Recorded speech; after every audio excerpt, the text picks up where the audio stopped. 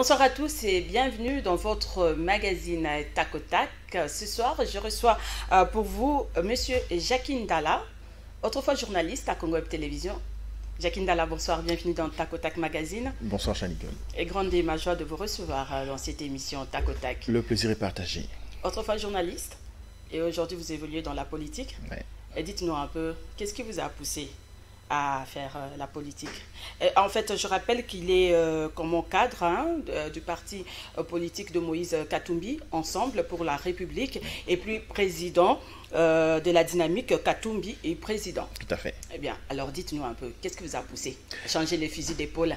Non, en fait, moi, déjà, pour ceux qui ont étudié avec moi, depuis l'école primaire, les humanités, l'université, savent que j'étais très politique. J'étais très politique. C'est vrai qu'en arrivant dans le monde des médias, j'ai choisi de faire la chronique musicale. Et à chaque fois, quand même, pour ceux qui sont regardants, ils savent que Jackie régulièrement balançait des messages politiques. Et on sentait que ces gars-là, il est en train d'arriver. Donc la politique, c'est une passion pour moi, c'est un sacerdoce. Je me suis toujours dit que le pays qui nous appartient aujourd'hui, la RDC, le Zaïre à l'époque, a besoin d'un changement. Parce que le Congo a tous les atouts pour pouvoir se retrouver parmi les grandes puissances de ce monde. Malheureusement, ceux qui nous dirigent n'ont pas du tout de volonté. Donc peut-on dire que vous faites la politique par idéologie, conviction? Les deux. Ou c'est juste pour chercher un positionnement, vous remplir les poches, comme font vos aînés? Mais remplir les poches, pas du tout, parce que quand j'étais encore journaliste, je me remplissais les poches tellement bien, et je crois que ceux qui me suivent le savent. Vous habillez aussi tellement bien. Merci beaucoup, merci de rappeler ça. Donc les gens savent que Jackie avait des très bons contrats. À chaque moment, à chaque événement, c'était Jackie qu'on cherchait pour faire telle ou telle autre activité. Donc j'avais la semaine mes poches remplies. Donc en politique d'ailleurs, je me suis appauvri. Alors mais nous avons quand même appris que vous avez été écarté de la dynamique Katumbi président, comme président. Je ne sais pas si vous le confirmez ou pas. Ça n'a pas été d'actualité. C'est vrai qu'il y a un groupe de jeunes gens, qui sont même passés ici sur nous, sur notre chaîne. Je regrette qu'ils aient fait ce genre de choses. C'est triste et malheureux de voir des jeunes gens avec autant d'avenir s'est lancé dans une aventure qui risque tout simplement de salir leur image. Je crois que même nous, en venant en politique, on a appris à respecter certaines choses. Et aujourd'hui, se comporter comme cela est triste. Et je ne vais pas m'attarder là-dessus. Parce qu'aujourd'hui, tout le monde sait que l'initiateur de la dynamique à tout présent, c'est bien M. Ndala. Et je suis le président jusqu'à ce jour. Et nous continuons à conduire les choses dans la vision qui est la nôtre. Merci pour les éclaircissements. Alors dites-nous un peu rapidement, Jackie Ndala, vous étiez journaliste. Aujourd'hui, il y a plusieurs journalistes qui sont dans la politique aujourd'hui. Il y a même des journalistes qui ont été élus députés nationaux, provinciaux, grâce peut-être à leur discours un peu populiste, en train de à chaque fois critiquer et puis voilà. Comment la mauvaise façon de faire des choses de nos dirigeants, mais une fois dans les affaires, ils oublient la population, ils deviennent mioués, comme il y a tant de journalistes à l'Assemblée nationale. On ne le sent pas. Bien, je ne sais pas si aujourd'hui, si vous étiez élu député aussi, vous ferez la même chose. Il faut être sportif. Dans les conditions actuelles, il est difficile de passer un discours si vous n'avez pas la majorité. C'est vrai qu'il est permis à tout le monde d'avoir des ambitions, mais quand même, il faut bien faire les choses. Oui, j'en arrive. Donc, il est très difficile aujourd'hui, que même si vous avez la volonté de changer les choses, ça ne passe pas, parce que la majorité constituée est tellement mécanique et une majorité qui a été imposée comme cela, parce qu'au fait, ceux qui siègent aujourd'hui ne reflètent pas réellement la volonté du peuple congolais. Parce que je me rappelle très bien, j'étais encore candidat, il faut le dire, malheureux, en 2018. Et le peuple, à chaque fois qu'on était sur terrain lors des campagnes, vous sentez que les gens avaient besoin de changement. Les gens voulaient que le régime Kabila parte, qu'il soit déraciné. Mais ce régime contrôlé... Vous avez beaucoup combattu Kabila quand même. Oui, on n'a pas combattu Kabila comme personne, madame. On combat jusqu'à ce jour le système que Kabila nous impose, le dictat, donc le vouloir rester à tout prix. Par tous les moyens. Ça, en politique... Vous étiez dedans aussi, vous étiez avec Kabila. Oui, c'est la raison pour laquelle je me suis facilement retiré. Parce qu'il est important de voir un peu l'avenir de ce pays, l'avenir de nos enfants. C'est la grande question qu'il faut se poser. Qu'est-ce que les générations à venir vont retenir de nous aujourd'hui? Voilà. Ça, c'est la grande question. Alors, donc, ceux qui sont là aujourd'hui comme confrères, c'est vrai, ils avaient tous, d'ailleurs, je me rappelle bien, un discours tellement extrémiste, tellement presque arrogant, mais ils sont là aujourd'hui sans manœuvre de pouvoir changer quelque chose. Ils ne pourront jamais le faire parce que d'ailleurs, ils le disent, je suis très souvent, je ne vais pas citer leur nom, c'est ceux qui disent, mais moi je travaille dans les commissions, moi je suis dans le groupe parlementaire, mais au niveau comme réforme, loi proposée, c'est déjà... Pour le bien-être de la population. Voilà, c'est déjà au niveau du bureau de l'Assemblée nationale, mais ça ne peut pas passer si ça ne vient pas de ceux qui sont majoritaires. Et même, ça ne passera pas parce que vous n'êtes pas majoritaire. Et eux, à la place, je ne sais pas, peut-être qu'ils vont dire... peut-être ils ont aussi changé. Ils ont changé des discours. Ils sont maintenant en train de manger, de bouffer seuls. Je ne pense pas uniquement que ce soit cela. Je me dis aussi, peut-être que là, maintenant, ils sont au four et au moulin. Ils sont dans les affaires. Ils comprennent que franchement, ce qu'on disait là, c'était pas au fait de ça. Hein, donc, il faut... Mais les gens ont compris quand même, les journalistes qui passent... Bon, 2023 approche à grands pas. Il y a des journalistes maintenant qui passent sur plusieurs chaînes de télévision pour critiquer, comme d'habitude. Et puis après, ils seront élus. Ils essaient un peu de séduire la population. Rappelez-vous, avec Mobutu, qui était journaliste. Vous vous rappelez, Mobutu était journaliste. Oui, il était assistant de Lumumba, mais il était journaliste. Après, il est devenu président. Rappelez-vous, je me rappelle encore une fois, à la cité de l'Union africaine, on était en conférence de presse avec l'ancien président, le sénateur Kabila, à la question de savoir qu'est-ce qu'il deviendrait après son mandat. Il a dit, je serai journaliste. Oui. Voilà, donc ça s'entre dedans comme ça. C'est à chacun de voir. L'objectif, ce n'est pas d'être là. Voilà, parce qu'il y en a qui pensent que je dois être là. Non, ils doivent être là pour l'argent, parce qu'il y a de ceux-là qui disent que non, la politique, on gagne beaucoup d'argent. Je ne veux pas entrer. Nous sommes journalistes, nous, on est mal rémunérés peut-être. Il y a des professeurs, des enseignants, il n'y a pas de travail. On s'est dit, la politique, on va gagner beaucoup d'argent. Au Congo, la politique de rémunération n'est pas conséquente, elle n'est pas réaliste, elle n'est pas vraie.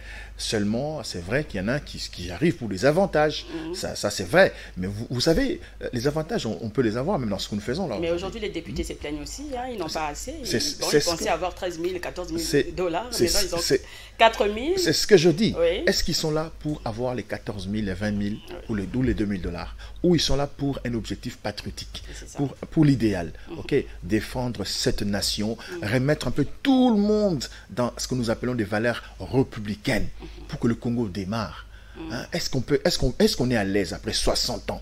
Le Congo ne sait même pas se construire une maison pour sa police. Une maison doit passer par des commandes, des maisons préfabriquées. Est-ce que c'est honoré ça? Ça, ce sont des grandes questions. C'est vrai.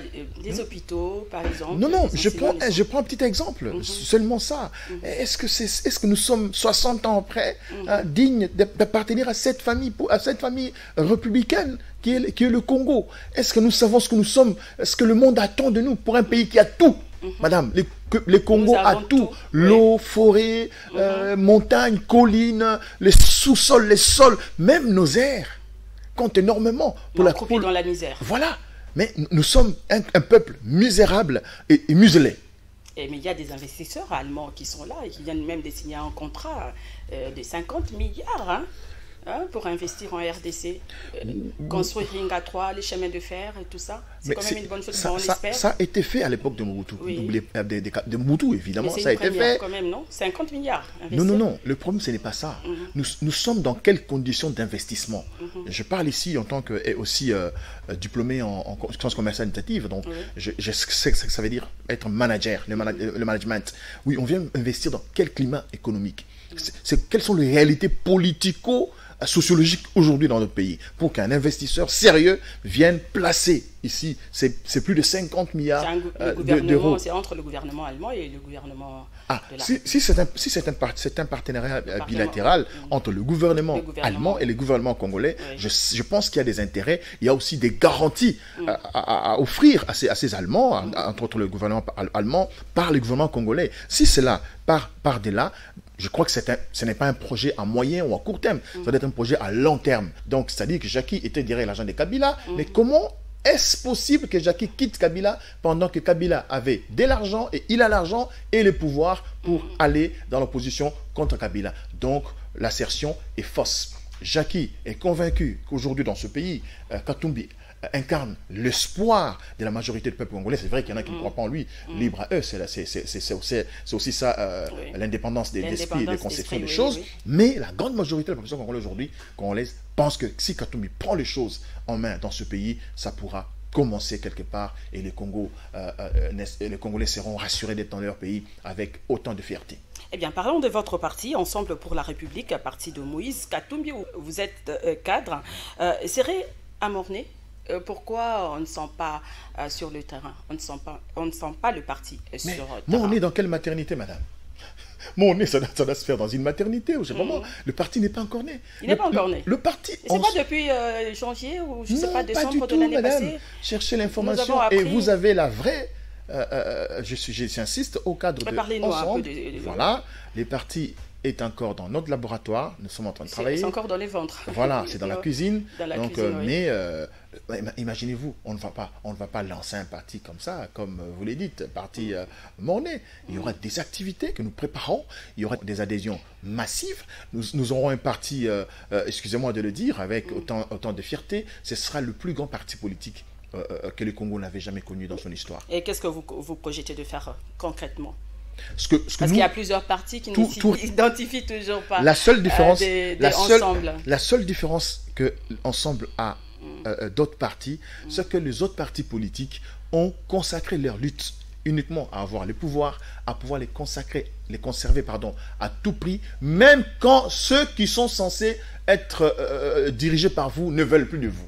Ça, c'est la force des Ensembles, qui pensent qu'on ne peut rien faire. C'est vrai que le Congo a autant de richesses, cuivre, coltan, cobalt, diamants, l'eau, l'électricité, les forêts, oui, mais le Congo, sa plus grande richesse ici, c'est l'homme.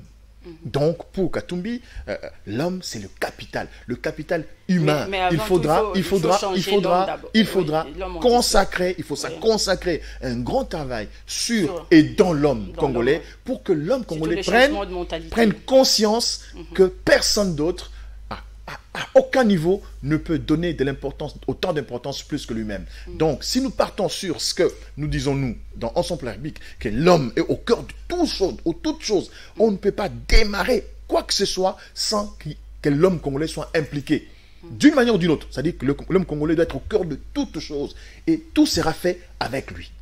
C'est ça la différence, c'est ça la différence avec Ensemble. Oui. Donc, tout tourne autour de l'homme congolais avec lui. La reconstruction, nous la ferons avec l'homme congolais. La mentalité doit commencer par, évidemment, l'homme congolais. L'éducation, c'est l'homme congolais. La création des richesses, c'est l'homme congolais. Les investisseurs, nous devons créer d'abord ce que nous appelons l'entrepreneuriat local. Avec l'homme congolais donné. L'État doit créer la production nationale. L'État doit créer les moyens favorables pour les Congolais soient privilégiés, n'est-ce pas, à créer des entreprises et engager les compatriotes pour pouvoir marcher ensemble et regarder dans la bonne direction. Donc, tout devra tourner autour de l'homme. Et ça sera quand la sortie quand même de ce parti si vous allez le permettre, je reviendrai bientôt pour vous dire, bon madame, c'est à telle date et je vous réserve une invitation. Merci beaucoup.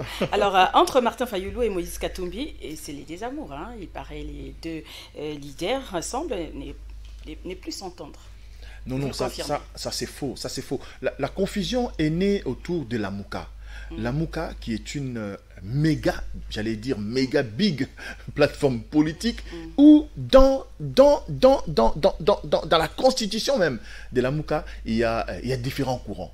Vous avez les courants Bemba, avec MLC allié, vous avez les courants, évidemment, président élu Martin Fayulu, avec dynamique de l'opposition. C'est Martin Fayulu m'a dit. C'est pas les présidents élus. Si, c'est les présidents élus. Hein. Le président élu Martin Fayulu Madidi. Et puis vous avez le courant Mouzito. Vous aviez à l'époque le courant Matungulu qui nous a quittés. Vous aviez à la naissance le courant UDPS Tshisekedi et les autres. Vous aviez l'UNC, ainsi de suite. Donc c'est une méga plateforme qui est née avec différents courants. Et chaque courant peut se détacher à tout moment librement. Et ça ne laisse pas de suspicion. Mais il y a quand même un problème, il y a un petit souci. Il n'y a pas du tout de soucis j'ai dit tout à l'heure, quand on parle des différents courants, que chaque courant a sa philosophie et sa manière de voir les choses est libre à l'exposer. Il peut y avoir des divergences entre des différents leaders de la Mouka, mais sur le plan du cheminement en tant que plateforme politique, je crois qu'aujourd'hui, c'est M. Mouzito qui est le coordonnateur. Laissons le temps au temps et voyons comment les choses mais on ne sent plus l'opposition. On se demande s'il y a vraiment opposition dans ce pays. Hein. Depuis que l'UDPS est au pouvoir. Hein. Ça c'est une très bonne question. Ça, c'est vraiment une bonne question où les gens ont l'image de l'opposition avec l'UDPS. On devait tous les jours avoir des villes mortes. Bien que l'UDPS soit toujours dans l'opposition. J'en arrive. Oui. Où on devait avoir à la rigueur des villes mortes, où on devait avoir des marches. Mais à la fin, qu'est-ce qu'on gagnait? Mais je crois que Moïse, après son retour de son exil imposé par M. Kabila, le 20 de l'année passée, le 20 mai de l'année passée, Moïse était très clair devant les médias. Il a dit ouvertement, nous allons faire, nous, l'opposition républicaine. Et nous pensons que le Congo aujourd'hui a besoin de cette opposition-là. Parce que quand on est radical, quand on est tellement radical comme l'UDPS, mais après on se retrouve dans des négociations pour négocier des postes, pour négocier des positionnements, c'est qu'on n'est pas l'opposition radicale. Mais par contre, quand on est une opposition républicaine, ce qu'on regarde dans la direction de pouvoir évoluer avec tous ceux qui sont d'accord dans les sens de trouver un terrain d'entente et que les Congos avancent. C'est cela l'opposition républicaine. Bien, on reproche à la Mouka de soutenir le forum sur les réformes électorales, car il y a un plan contre la coalition au pouvoir. Vous confirmez cette information? Je ne sais pas s'il y a une stratégie à pouvoir déranger ceux qui sont au pouvoir, même si c'est vrai, ils ont peur. Vous savez, quand on est au pouvoir, de la manière dont ils sont retrouvés aujourd'hui, on a toujours peur, on pense que bon, même quand ce sont des belles initiatives qui arrivent, parce que c'est l'autre qui amène et qu'on n'a pas été concerté, ça c'est la grosse bêtise hein, aujourd'hui au niveau de la classe politique congolaise. Je prends les cas du FCC. Donc pour les FCC, ce sont eux qui doivent des initiateurs. Tout doit se traiter dans les institutions. Tout doit... il y a le palais du peuple, l'Assemblée nationale pour ça. Les institutions, mais il y a des gens, il y en a qui ne sont pas dans les institutions. Vous savez que dans ce pays, on a connu tous les termes du monde. L'opposition radicale, l'opposition républicaine, l'opposition institutionnelle, l'opposition hors institution. Tout ça, à quoi ça profite? Ce qui est important aujourd'hui, c'est que le Congolais se regarde droit en face. Qu'on se dise, depuis 2006, rien n'a marché. Sur le plan électoral, il y a des problèmes, des fonds, des formes. Il y a des problèmes de confiance. Il y a une crise de légitimité. Le peuple même qui s'est choisi ses dirigeants ne se retrouve pas. Je prenais les cas du président élu en 2018. Est-ce que vous savez qu'au fait, le président Tshisekedi devrait être le président le plus contesté? Est-ce que vous savez? Parce qu'il a été élu par moins de 40% des Congolais. C'est une réalité. Donc, moins de 40% l'ont élu. Il est là parce qu'il y en a, selon la CENI, moins de 40%. Et c'est-à-dire 70%, en tout cas plus de 70% n'est pas d'accord avec lui. Non, mais c'est ça, c'est quelle façon de voir les choses, c'est quelle politique. Et tout ça, la responsabilité incombe au FCC à l'époque, majorité présidentielle, qui a arraché à la constitution de notre pays le deuxième tour des élections. C'est un grand questionnement. Des fois, on ne fait pas allusion à cela, mais on doit revenir au deuxième tour des élections. Donc, le système électoral congolais aujourd'hui, c'est un système électoral qui est victime, qui reste victime, n'est-ce pas, de la volonté de vouloir rester à tout prix des Kabila et de sa bande. Ça, il faut le reconnaître, il faut le dire clairement et le dire en le regardant droit dans les yeux pour qu'ils comprennent. Vous voulez dire qu'ils sont pour l'échec de Fachi. Est-ce que Fachi va réussir son mandat avec cette coalition? Je ne suis pas prophète de malheur, mais je pense qu'en tant qu'observateur averti, le président Félix a des difficultés énormes, n'est-ce pas, de pouvoir avancer. Vous le savez, en mathématiques simples, 1 + 1 = 2, c'est scientifique, ce n'est pas à discuter. Aujourd'hui, on peut voir que sur le plan politique, les amis, nos frères du FCC n'acceptent pas, étant donné qu'ils ont la majorité au niveau du Parlement, rien de ce que le président Félix fait, ils n'acceptent pas que ça marche pour lui donner une certaine valeur, crédibilité. Pour eux, tout ce qui marche aujourd'hui passe par Kingakati, donc c'est Kabila qui en est l'initiateur aujourd'hui, et même si, c'est aussi la vérité, que Félix est au pouvoir, mais il n'a pas les pouvoirs. Il n'a pas tous les leviers du pouvoir. Il n'a pas les pouvoirs. Il règne, mais il ne va pas gouverner. Il règne, mais il ne va pas prendre des grandes décisions. Il règne, mais il ne va pas imposer un certain changement à un niveau donné. Il y a quand même un certain changement au niveau de la justice, non, hein? Vous êtes au courant quand même, la justice congolaise est sur plusieurs dossiers actuellement. Il y a Caméré qui est en prison. Non. Je crois que Caméré... L'IGF qui est en train de mener des enquêtes. Caméré en prison, en fait, à vrai dire, c'est même une injustice. Il faut être honnête avec nous-mêmes. La manière dont le dossier Caméré est en train d'être traité aujourd'hui et est traité, vous sentez qu'il y a de l'injustice. Ne prenons pas les exemples à ce niveau-là. Mais c'est vrai. Mais pourquoi? Pourquoi? Quand est-ce qu'on refuse? Quand quelqu'un interjecte, n'est-ce pas, un jugement, et ils vont en appel. Je crois que pour ceux qui ont fait le droit comme moi, et pas comme moi, malheureusement, savent que aujourd'hui tout est annulé. On doit répartir à zéro pour prouver avec des éléments qu'on n'a pas pu, n'est-ce pas, démontrer lors du grand spectacle, la série télévisée de la RTNC. C'était un détournement et non un vol. On a quand même fait la différence entre le détournement et le vol. Vous pensez qu'il y a une différence entre détournement et vol? Et ça, c'est le langage politique congolais. C'est lui qui a détourné, c'est un voleur. Et c'est un voyou, ça. C'est quelqu'un à qui on ne peut même pas faire confiance. Et je ne pense pas que les responsabilités en termes de vols ou de détournements sont des vrais aujourd'hui, tombés uniquement sur la tête de M. Caméré. Donc il y a des gens, il y a tout un circuit qui se cache derrière lui. S'il faut démanteler ces circuits, que ces procès nous aident à le faire. Moukouna a été libéré, il y a aussi une plainte contre Chadari, tout ça, la justice est en train quand même de faire son travail. Vous parlez de quelle justice? Vous parlez du spectacle judiciaire congolais? Vous parlez de la justice? Vous êtes contre la libération de Moukouna? Pas du tout, tout à fait d'accord. Je me posais même la question, pourquoi il est en prison? Pourquoi il est en prison?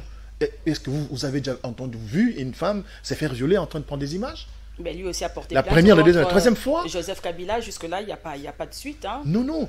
Quand on porte plainte contre Joseph Kabila, on ne va pas porter plainte contre Joseph Kabila, le papa de Sifa. On n'a pas porté plainte contre Kabila, le mari de Marie-Olive Lembe. On porte plainte contre Kabila, institution à l'époque, président de la République. Il faut faire la part des choses. Kabila a géré ce pays, on a connu tellement de problèmes, il faudra qu'il réponde pour qu'on répare l'histoire de ce pays. Il y a eu des tueries, il y a des assassinats, il y a eu même des génocides. Vous savez, moi par exemple, personnellement, quand je dis que le Congo est occupé, à quoi j'ai fait allusion? Mais il y a quand même des avantages. Hein. En tant qu'ex-président, on ne sait pas... Non, mais ce sont des avantages exagérés. Madame, vous savez, tout ce qui a été fait, même dans la Constitution, même au niveau de certaines lois qui sont ressorties des différentes assemblées nationales de Kabila, tout a été fait pour que Kabila se retrouve. Même en sortant. C'est un monsieur à qui on venait dire, s'il vous plaît, est-ce que vous pouvez laisser les pouvoirs, et bon, ok, on va mettre en place une série de lois pour vous protéger. Vous ne croyez pas à cette passation pacifique? Non, ça n'a pas été pacifique. Sinon, Rossi Mukendi ne serait pas parti dans l'au-delà. Sinon, Thérèse Kapangala serait encore avec nous, madame. Donc, il faut respecter la mémoire de nos frères qui sont tombés à cause de cette alternance qui n'est pas en réalité ce que nous cherchions. Voilà. Bien. Alors, une année, vous avez dit que non, il n'y a pas changement. Hein. Fachi ne dirige toujours pas, même s'il y a la justice qui est en train de faire. Ce n'est pas une bonne justice, hein, selon vous. Pas du tout. Une année du gouvernement Ilunga-Kamba, un bilan mitigé, et selon vous? Je ne veux même pas dire... fruit de la coalition FCC-Cash. Je ne veux même pas dire qu'ils ont un bilan. Ils sont sérieux. Ils n'ont pas un bilan. Après, il y a 24, 12 mois après, ils n'ont pas un bilan. Il n'y a pas du tout de bilan. Rien ne vous a intéressé. Le bilan, c'est au fait quoi? Dans le bilan, j'ai fait des études commerciales en comptabilité élémentaire. Vous avez les passifs et les actifs. Est-ce qu'ils ont un bilan à nous présenter? Aujourd'hui, le gouvernement Ilunkamba, c'était quoi leur budget voté au niveau de l'Assemblée nationale? Qu'est-ce qu'ils en ont fait? Et je sais, tout de suite, ils vont dire, mais la Covid-19. Donc, ils n'ont pas de bilan à défendre. Aussi, le ministre de la Santé dans les collimateurs de la justice, Tanga Lonzo, également Matata Pogno dans les collimateurs de la justice. Madame Pocho, Nicole, je ne vais pas être très méchant avec ces gens qui nous dirigent. Il y a tellement d'amateurisme qu'il faudra qu'on y mette du sérieux. Il faut vraiment qu'on soit des professionnels. Ici, je ne parle pas des professionnels politiques parce que ça n'existe pas, mais il faudra qu'il y ait des professionnels, des patriotes, des gens qui sont conscients du danger que court notre pays aujourd'hui. Nous sommes les derniers pays au monde, en Afrique, madame. Quand vous allez dans les pays comme le Congo-Brazzaville, quand vous allez en Ouganda, madame, dès que vous arrivez à l'aéroport, vous empruntez la voie qui vous amène vers les centres-villes. Mais vous dites, waouh, je suis dans un pays organisé. Oui. Mais ce n'est pas le cas à Kinshasa, au Congo. Dès que vous empruntez l'avenue, le boulevard Lumumba, pour arriver vers Kinshasa Nasuka, les aéroports, l'aéroport de Chili, mais vous voyez la misère, c'est la misère que l'on vous présente tout de suite. Et c'est comme si c'était fait expressement. Qu'est-ce qui se passe? Dans quel pays où on vit comme s'il n'y avait pas de loi? Ou sur un grand boulevard comme Lumumba qui vous mène vers l'aéroport, vous verrez un véhicule de transport en commun venir dans l'autre sens. Il y a les et devant la police. Qui font la loi, il y a l'insécurité voilà. devant... vous avez des éléments. Les policiers disent qu'il manque de moyens. L'insécurité dans l'Est. Voilà. Docteur Mukwege qui est menacé par un pays étranger. Oui. Et ça, on regarde. Et personne ne dit parle pas. Voilà. Oui. C'est le pays, c'est le Congo. Donc, au fait, à vrai dire, le pouvoir est dans la rue. Il faut que les gens se réunissent, c'est vrai. Je crois même, moi je compte même sur le leadership de... J'ai dit, il faudra que l'actuel président... Et les tribalismes aussi, hein, évidemment, j'ai dit, il faudra que l'actuel président imprime un leadership managérial, un leadership rassembleur. Un message de la fin, ça sera aussi votre message de la fin. Donc je crois que le Congo a besoin d'un changement. Oui. Aujourd'hui, les changements passent par la volonté politique. Nous, les Katumbistes, nous pensons que la personne qui incarne évidemment ces changements dans la profondeur, dans la conviction, ce monsieur Katumbi, pour avoir fait preuve énormément des talents au niveau de la gestion managériale, au niveau de la gestion politique, et nous avons mis en place ce que nous appelons la dynamique Katumbi président. Les gens peuvent nous contacter à tout moment parce que l'objectif pour nous, c'est qu'en 2023, après les élections, Katumbi soit président. Le parti Ensemble pour la République arrive, et tous ceux qui sont sympathisants, ceux qui aiment Moïse par sa personne, par son leadership, peuvent aussi, n'est-ce pas, attendre que nous puissions mettre en place cette grande famille politique pour que le Congo puisse retrouver sa fierté à travers l'Afrique et le monde. Merci beaucoup, Jacques Dalla. Merci en tout cas d'être venu. Et je rappelle que j'avais reçu pour vous ce soir Jacques Dalla, cadre de Ensemble pour la République, parti cher à Moïse Katumbi, et président de la dynamique Katumbi, et président qui est venu répondre à quelques questions d'actualité. Eh ben, c'est la fin de cette émission. Mesdames et messieurs, laissez-moi quand même dire merci à la grande équipe technique de Congo Web Télévision, Guy Lukoki, Freddy Kipimo, Papi Mandeke, Rabi Samangwa, le monteur de cette émission, Clovis Odinga. Merci également à mon patron Chabani Record pour le soutien, à mon collaborateur Ambroise Mamba. Et puis un clin d'œil à un confrère qui m'encourage beaucoup, qui me soutient, un journaliste. Bien sûr, moi je dis toujours qu'il est parmi les meilleurs journalistes de ce pays. Il s'agit de Peter Tiani, DG du magazine Le Vrai Journal. Eh bien, merci à tous mes youtubeurs, à tous ceux qui me suivent sur les réseaux sociaux. Merci à mon habilleuse Lydie, la référence boutique. Merci à vous de nous avoir suivis. Au revoir et à très vite.